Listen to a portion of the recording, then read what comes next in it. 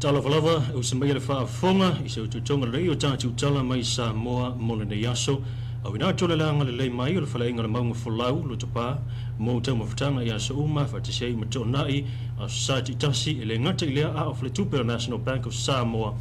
Yala to Onanga, the Easy Bank Service, Yamlanga to shooting a telephone if you have email internet, at the Vodafone Samoa. E lua ni malaya sa tu lai mai lea se tofis flua no aperila lua felu se folu le tātu tino. O le malaya na tu lai mai fale sua ui no fau i le vaenga i tua o lo utao ai popo le vave au pe tu sau le tu lai lima. Ai o le awuli o le aso lava lea i tu sau le tu lai tasi. Na whaatama i ai fo i le malaya le official le pule whaatonu. Po le Office of the Regulator i mune no u whaafsanga i tonu ma le whale whaamsino Samoa. O le nei whale u whaisina leva ma e whausia fo i lau pampa. O le fale nei e te leo sora sta ue le tala whaasalo Samoa. O le fale sa whaima le official ko vana Siamani. A o iai Samoa pulenga wha kolonia le atinu. O se fale sa malo iai malo mai e tinu i fafo. Na avea ma se maota e whai malo longa iai leo malu le malo Samoa. Ia ina na waitau. Ia mali e toi tanu mawhili le lua. Ma muli ane avea i loa mano fuanga e wha mautu iai le official le pule wha tonu. E le isa isi sa mai maupe a fia isi soifua. Ai na o mea tau tino tangata whainga luenga pe yo ato o ta avale ma vaenga umasa whaatou tonga aire nei ofisa e le i mautino maini mafu anga o le tūlai mai ai o nei malaia ma o lo whaatino fo isu e suenga ale matanga luenga o leo leo.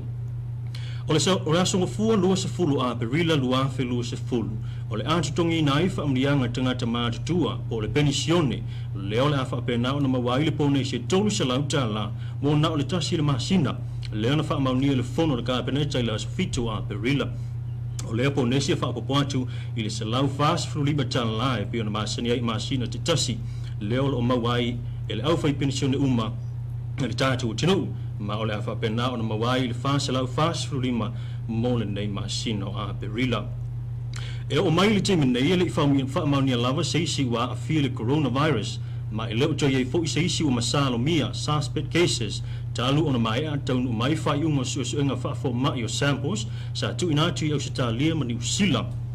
E leo toi e fo i se isi o toi wha nofo i sea mo na rei teimi a e leo mapu i lava ngā ruenga le malo a misa lava o niso nei tutino SS i le mate i tuini lava o le wha mai le nei e pei fo i ona iai le tele pulgalame wha lau i loa le mata ngā ruenga le soifua malo loina.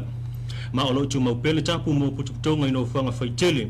e o atu le lima tangata o whautua ina fo'i ina ia wha malu le lua mita o le mao tangata o le social distancing i so se no fuanga. O lo tu maupea fo'i ona tapu le ulfale mai o so se i tu ai ngā waa se i vangana ai, waa o loa, ma waa sua uu,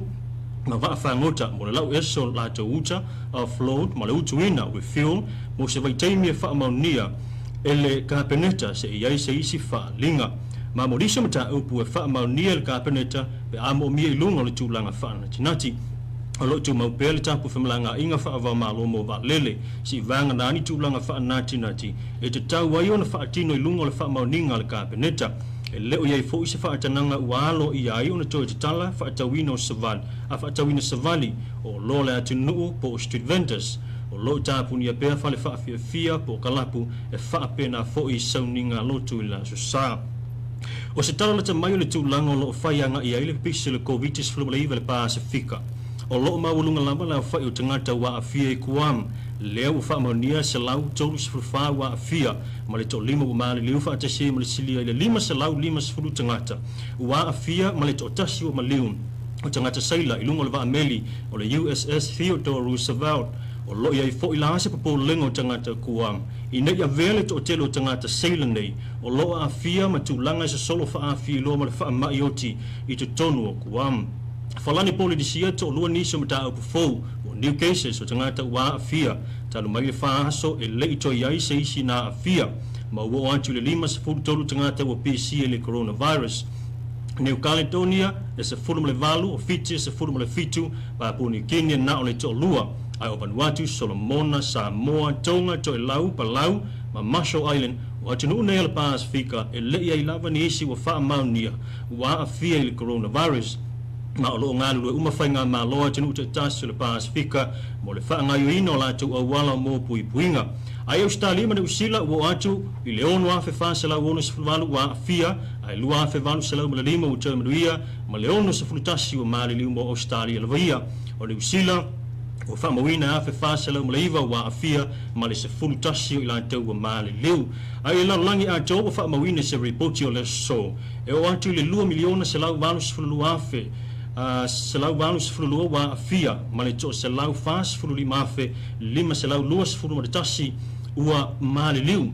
male lima se lau fas fulu fitu wa fe lima se lau luas fulu tasi o toi manuia Ile mata itu ina pea o le puipuinga mo le coronavirus ua whaailo mai ai le ofisa whamaranga ina New Zealand e tau ala mai le sui o New Zealand i Samoa nei New Zealand High Commission le tau fia le tu mawai o niso o nanga e peo le tano sanga ina o visa mo New Zealand ngā ruenga whaawai taimi mo vai tau malo longa o le Working Holiday Scheme tala po ina o le polokalame maasani o le kuota malo o tau fia fo i le tu mau le tele o niso o nanga se ia toi ai se isi wha linga Uanga le leile company fa tau telefoni ale Vodafone is a so soani le matanga wenga o aonga tu sai mele tu langa pangati mele ma ale ana le fa mai le covid is full river o le nei fa so soani o foi na mai ele company a o nanga e o noma se tongi moa o aonga u pengo fa mtalanga free online access to education e ofaina e le Vodafone sim cards mo tamaiti student sim card o data le se fa ta pula unlimited data mo le tausanga atoa le nei lua felua se fulu e au noma se tutongi ma i fo i ona i inga o nei tūlanga le ua mai ala bona wha tūlanga website ua wha mauniel ofiso a onga e ma whai ona wha ngai nai le nei sim card website au fia le Government of Samoa Students Portal, National University of Samoa Student Portal, University of South Pacific Student Portal, studyladder.com o le academy.com ma le IXL.com o le dei whaamurianga i whaasafu umai whanau a onga ni tūlanga lua kolisi mai university. O isi whaamaunianga whaapopo e se mai le vaenga patino lava moa o onga o le ama whai fōi ona mamafua le tasi ki ka pai to le data i lunga lava o le sim card nei ma le 5 tāla o le credit e whai eini so suenga i nisi fōi a website e ese mai le website leo o whaapena ona whaamaunia mai le ofiso a onga e ma whai ona whaonga i le tausanga atoa e au noa ma se tutongi le tau a whai o le reif so soani e se 4 miliona tāla na fa te fo le minista wa onga ta longa manga nu sunga lo au solo le malo kena te sio le lango le company fa tau telefoni le Vodafone mo nei o unanga taua e fa wa wai pea o onga fa nau ma i mauta malawa i le nei vai taimia o fenga i la tinu ma le matai tuina o le fa maioti o le covid se fulum le iva e uia le mai a jole polo keti o le toi fausiino la wala papa i vai singano ai o leo a mato na tala ni so vai ngol wala mo famalanga inga la tinu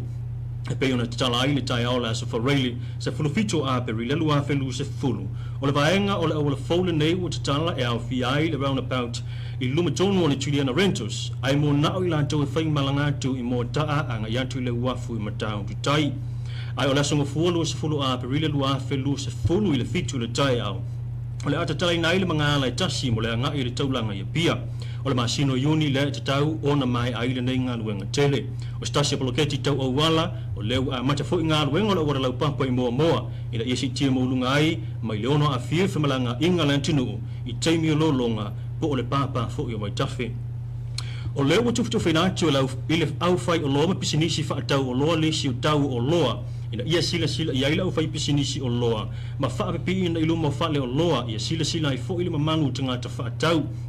o le nei whainga e pei ona ta ua le ofisili o pulenga o pisinisi ala manuia malepa ia pulotu Linton Chuling o le tali atu le telo atu ngalunga ma whai tionga ele au whaatau ele si ti ai o le tau o loa niso whale o loa o ta ua fo i le ofisili o pulenga e matua mo lia se whai o loa na te whai nisi itanga o ana o loa e le tu sai matu na fono whaatonu tonu o tau o loa ma o loo tano sanga ina fo i le atinu ai maisol au whaatau ina ia lipo ti atu i le ofisa a fai o sila fia ai se fale o loa o lo fai ni ana si itanga o tau o loa e unoa ma se wha mauninga mai na matanga wenga e ono atu se tu langa wha le tonu le tamau a ingo Samoa ona o a fianga le o le COVID se fulu ma le iva ma e mautino foi e umilama se taimi e toi ati na e ai ina ia toi maua le tu langa mau lunga sa ia ia o le o mailu i tau nei o wha mai o le ati na e o tu risi matangata mai mo mai fafo se tasi leo i vitu o le tamau ainga e wha mo i ai Samoa leo lo te le lam fo i lona tu langa wha le tonu wa fa mau nia lima se fulu fale tai malo wa tapu nia le tu mau nei malisilia le lima se lautanga te whainga luenga wa fa malo lo ma vaea ono le nei tūlanga ai maise lavo le tūlanga wha le tonu tupe maua pisini sinei mo le tutongi ina wana tangata whainga luenga ma e mautino foi le ato te le ato foi ni isi ono le te mawani ngā luenga i le lumanai talwai ono le pipisi le wha mai ma le mate i tuina le tātu tunu o le mawhai ai ona wha taunu ina i se tasi o se wha manatu e pei ona maasini ai i tausanga te tasi le aso wha ingoina le Anzac Day o le aso lea e wha moe wha mre tuina le aso lua se frulimo le masino a perila o le nei aso e wha ben lao na manatu ai fita ni usila ma au se tālia le na mali liu le vai taimo le tau mo le lao langi ma sa te telefo ini so tanga te sa mo sa ai i nei vaenga au fita o le fai unga le malo i le tau fia le nei aso wha manatu wha pitoa o le tūlanga lo i nei le tapu le atinu mo le tau ai leo ona le sili atu ma le to lima tangata i se potu putonga ma utano sanga ina ile telu lau tele o i lawe fia manatua i le tautua nei nei tangata lea e mafuai na nei aso wha manatu ia wha pena ona wha manatu lawa i lona mauta ia pole hanga i ane fo i mamoli ane sana teufunga la au i lalo tono le wati le taulanga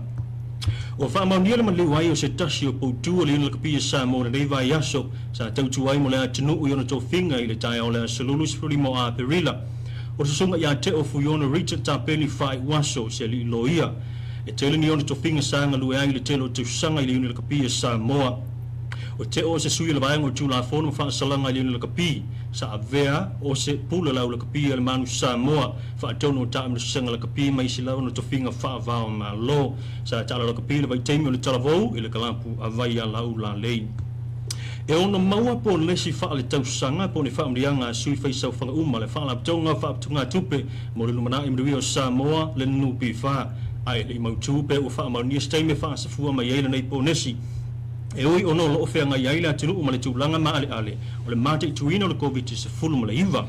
le wha pasene ma sani ona wha so atu i le nupi wha i le sui whai sau whanga i le wha i ungo tausanga wha le tupe ai le wha mama avenga le nupi wha o lo manino lava ua nao i la tau o wha malolo tu mau mai ngā luenga ono le wha mai o le COVID se fulu mleiva e lua se fulu pasene o sao whanga ma e mawhai ona tala i tua ma e le sili atu ma le wha afe ta la o le asolo ia e se fo ina no ngā tupe la iti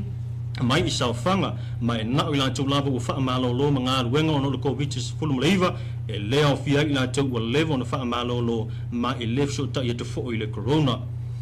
ma le tala muli lima salau lima sefulua feta la Samoa se soni tupe le malo seina ya Samoa fa la wi lo reiva yaso mo le COVID se reiva o se soni dei se vaenga o le tasi tesi reiva piliona tala a Amerika o le so soni e page in atinu o le Pasifika ona o le coronavirus Charles Payim fa apte le malo le dei ia le fo le